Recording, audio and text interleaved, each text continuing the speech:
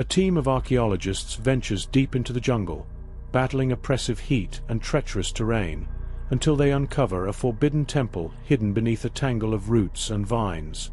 Within its shadowy interior, they discover a jade serpent carving unlike anything they've seen before. Its surface gleams unnaturally in the dim light, intricate patterns coiling around its body.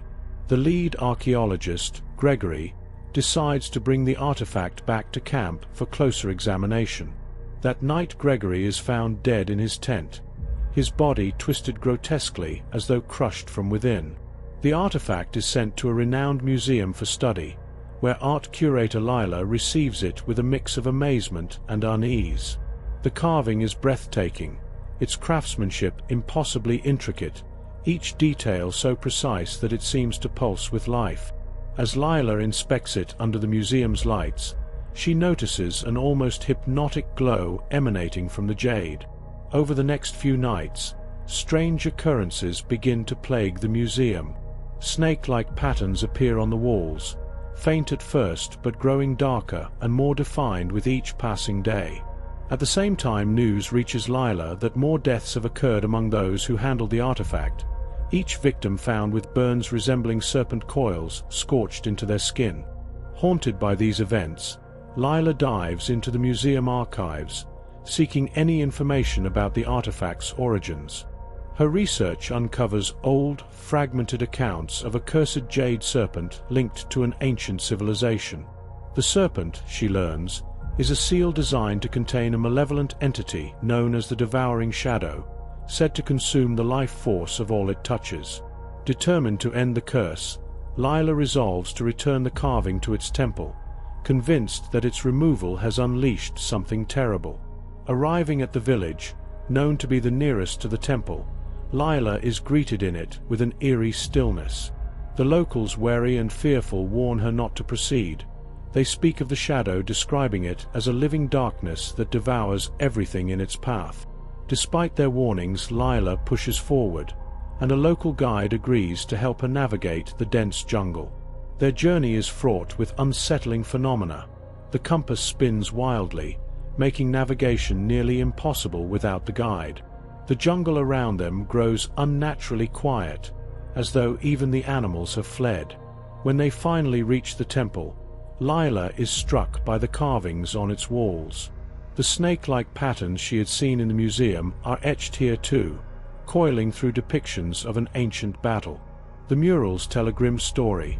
A monstrous shadow, nearly unstoppable, was trapped within the jade serpent by a powerful ritual. The serpent serves as both prison and seal, but the carvings also reveal a warning. Removing the artifact weakens the seal, allowing the shadow to seep through. Inside the temple's crumbling chambers, Lila places the jade carving back onto its pedestal. The moment it touches the stone, the ground trembles. From the darkness, the devouring shadow begins to emerge, taking the form of a massive blackened serpent. Its eyes glow with malice as it lashes out, its presence overwhelming. The artifact's faint glow grows brighter. Lila watches in horror as her guide collapses, his life force drained by the entity. Desperate and recalling the murals, Lila smears her blood onto the jade carving, mimicking the symbols she saw. The glow intensifies, flooding the chamber with light. The shadow shrieks, a sound that reverberates through her very bones, as it begins to be drawn back into the carving. The temple quakes, and chunks of stone falling from the ceiling. With one final, thunderous crash, the shadow is fully reabsorbed, and the seal is restored. When the dust settles, Lila finds herself alive, but forever changed. Jade-green scars now coil around her arms, glowing faintly, resembling serpent scales. She realizes these marks bind her to the artifact, making her a living extension of the seal. The temple, though damaged, still stands, its purpose fulfilled, for now. Returning to the museum, Lila feels the weight of her new role. The carvings on the walls remain, darker than ever, as though the shadow's influence has not been completely erased. Her scars pulse faintly in the moonlight, a constant reminder of her connection to the artifact. Lila knows the seal will not hold forever, and when the shadow returns, she will be its first line of defense, a guardian tied to a prison that holds an ancient, malevolent force.